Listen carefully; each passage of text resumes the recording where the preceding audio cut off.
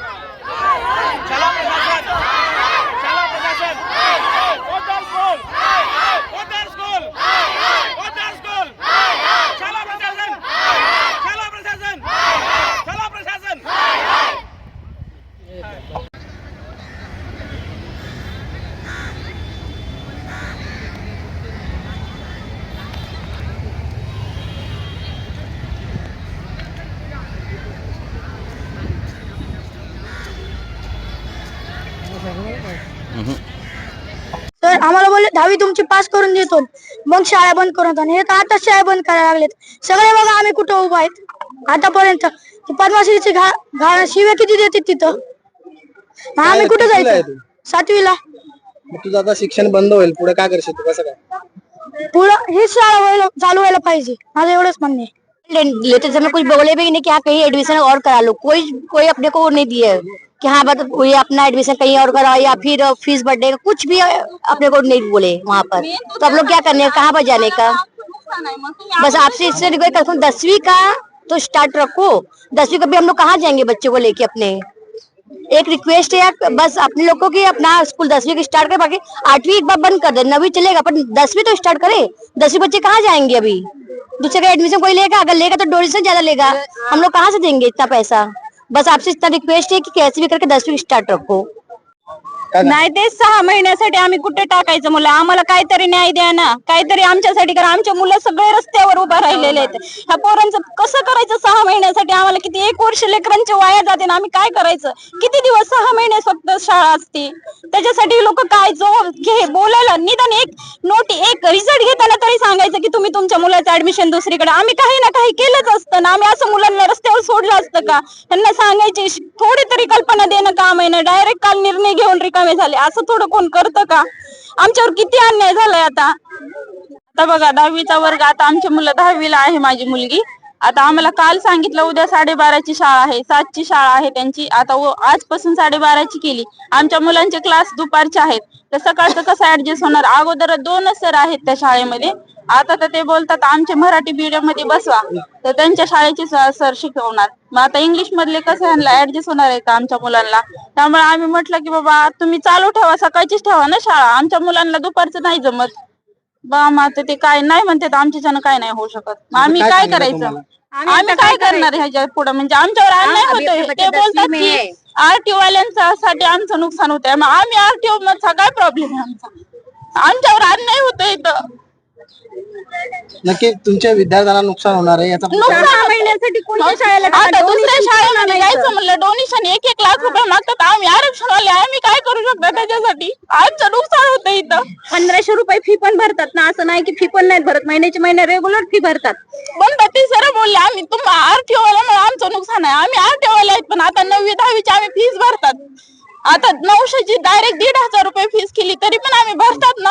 मग ह्यांनी आम्हाला 1 महिना अगोदर सांगायला पाहिजे की बाबा तुमची मुलं आता आरटीओ मध्ये आहेत, तरी पण आम्ही ऍडजस्ट केलं. मग तुम्ही सांगायला पाहिजे की आता ही शाळा बंद होणार आहे, तुम्ही दुसरीकडे ऍडजस्ट करा. पण ह्यांनी काहीच नाही. डायरेक्ट आता काल आम्हाला सांगितलं की तुम्ही उद्याच्याला पोदार मध्ये येऊन बसवायचे लेकरं.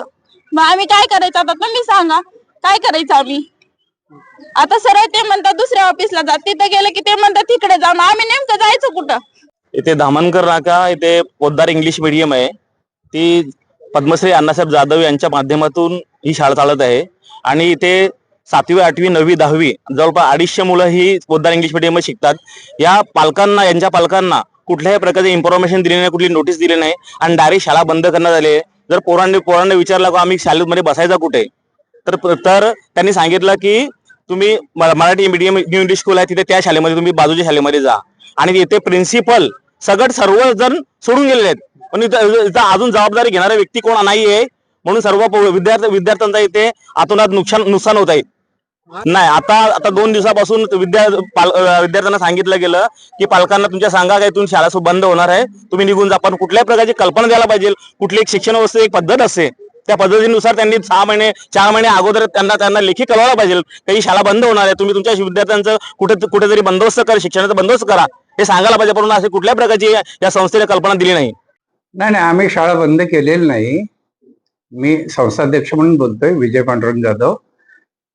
काय आहे की या ठिकाणी असलेले जे विद्यार्थी आहेत, अण्णांच्या ध्येय धोरणाप्रमाणे आम्ही गरीब विद्यार्थ्यांसाठी शाळा चालवतो आणि गरीब विद्यार्थ्यांसाठी शाळा चालवत असताना त्यांच्याकडनं अधिक पैसे घेणे हे आम्हालाही आवडत नाही आणि अण्णांचाही आम्हाला तसा शाप लागेल नक्कीच.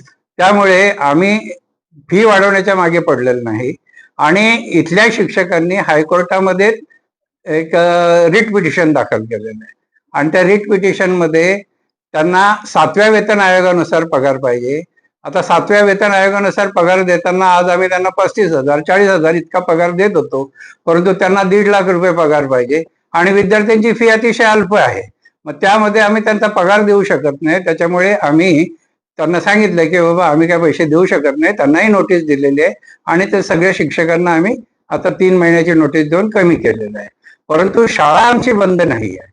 सेठ Jogilal Poddar English medium school ही शाळा चालू आहे आणि चालू राहील. फक्त आमचे एक वर्ग आम्ही बंद करत घेतलेले आहेत.